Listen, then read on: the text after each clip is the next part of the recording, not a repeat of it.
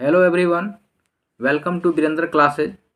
तो आज हम लोग पढ़ने वाले हैं कक्षा 10 के हिंदी पाठ 5, जिसका नाम है नागरी लिपि, जो एक निबंध है। तो सबसे पहले इसका हम लोग महत्वपूर्ण तथ्य को जान लेते हैं।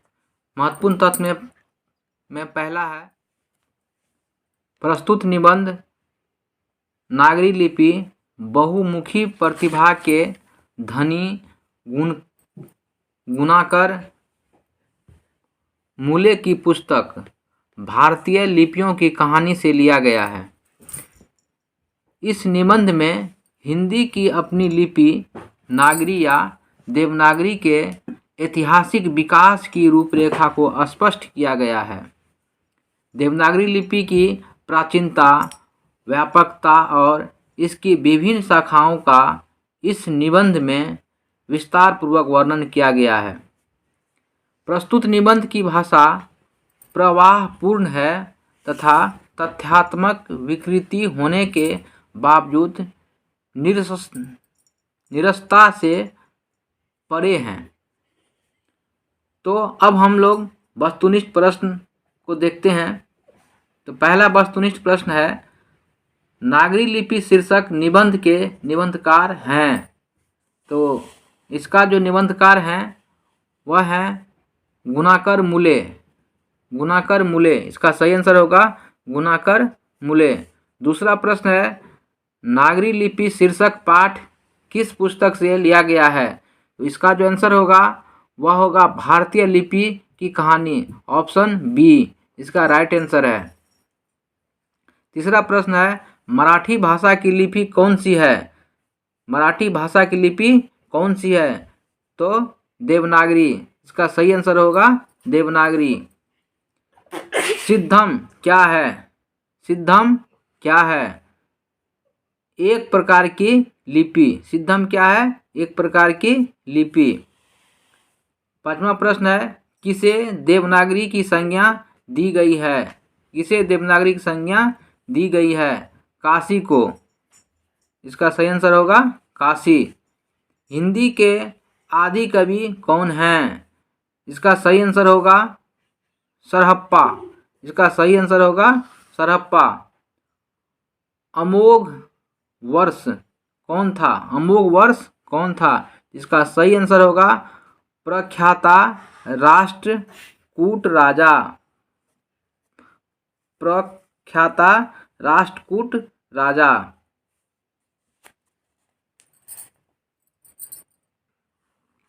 आठवां प्रश्न है, मिहिर भोज की ग्वालियर प्रशस्तिक किस भाषा में है? प्रशस्तिक किस भाषा में है? तो प्रश्न एक बार फिर से, मिहिर भोज की ग्वालियर प्रशस्तिक किस भाषा में है? इसका सही आंसर होगा संस्कृत। इसका सही आंसर होगा संस्कृत। 9 में, बेतमा कहाँ है? बेतमा कहाँ है? इसका सही आंसर होगा इंदौर के पास। इसका सही आंसर होगा इंदौर के पास, ऑप्शन ए। 10वां प्रश्न है, दक्षिण भारत के सांड प्रदेश से किस राजा के पालियम ताम्रपत्र मिले? पालियम ताम्रपत्र मिले हैं। इसका सही आंसर होगा राजा वरगुन। राजा वरगुन इसका सही आंसर होगा। 11वां प्रश्न है, उत्तर भारत की विशेष स्थापत्य शैली को क्या कहते हैं? उत्तर भारत की विशेष स्थापत्य शैली को क्या कहते हैं? इसका जो सही आंसर होगा वह है नागरी शैली। नागरी शैली इसका सही आंसर है। 12वां प्रश्न है, गुणाकर मूले का जन्म कब हुआ? गुणाकर मूले का जन्म कब हुआ? तो इसका जन्म हुआ था 1935 ईस्वी में, ऑप्शन ए इसका राइट आंसर है 1935 ईस्वी में। नेक्स्ट प्रश्न, गुणाकर मूले का जन्म कहाँ हुआ? गुणाकर मूले का जन्म कहाँ हुआ? इसका जो सही आंसर है वह है महाराष्ट्र। वह क्या है? महाराष्ट्र। नेक्स्ट प्रश्न, इन्होंने किस पुस्तक में पुरानी लिपियों की विस्तृत जानकारी दी है? इन्होंने किस पुस्तक में पुरानी लिपियों की विस्तृत जानकारी दी है? तो इसका सही आंसर है पुरालिपि शास्त्र। पुरालिपि शास्त्र। नेक्स्ट प्रश्न, मराठी कौन सी लिपि है? मराठी कौन सी लिपि है? तो देवनागरी लिपि। इसका सही आंसर है देवनागरी। नेक्स्ट प्रश्न, गुप्तों की राजधानी पटना को क्या कहा जाता होगा? गुप्तों की राजधानी पटना को क्या कहा जाता होगा? तो इसका सही आंसर है देवनगर। इसका सही आंसर है देवनगर। गुणाकर मुले ने विभिन्न विषयों पर कितने निबंध लिखे? गुणाकर मुले ने विभिन्न विषयों पर कितने निबंध लिखे? तो इसका सही आंसर है 2500 से अधिक। 2500 से अधिक यानी 2500 से अधिक। नेक्स्ट प्रश्न है, भारतीय लिपियों की कहानी किनकी प्रसिद्ध रचना है? भारतीय लिपियों की कहानी किनकी प्रसिद्ध रचना है? इसका सही आंसर है गुणाकर मुले। इसका सही आंसर है गुणाकर मुले।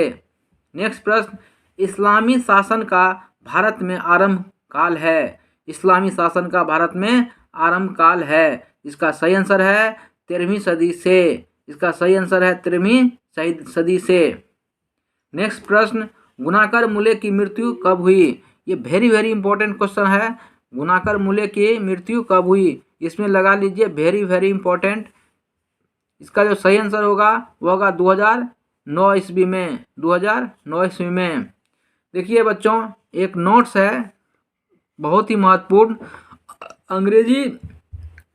अंग्रेजी में रोमन लिपि, पंजाबी में गुरुमुखी लिपि और उर्दू में फारसी लिपि कहते हैं।